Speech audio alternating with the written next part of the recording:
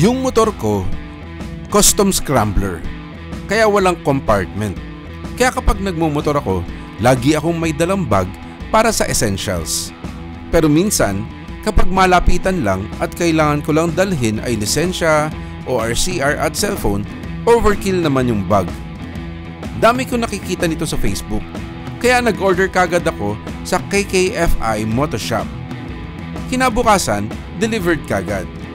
Motowolf ang tatak nito. Medyo sikat na yung brand na to sa kapote na pang motor.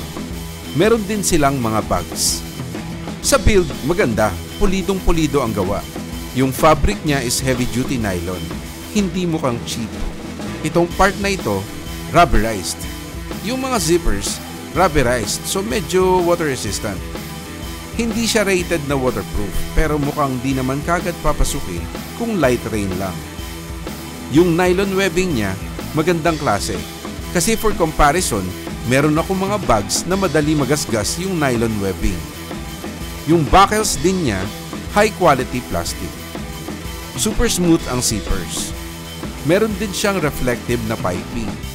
At yung Motowolf na logo, hindi masyadong malaki. Okay lang naman sa akin yung malaking logo kung sponsored. Overall, happy din ako dito sa Motowolf leg bag. Maganda siya at mura lang. 650 lang siya sa KKFI Motoshop. Nasa description yung link.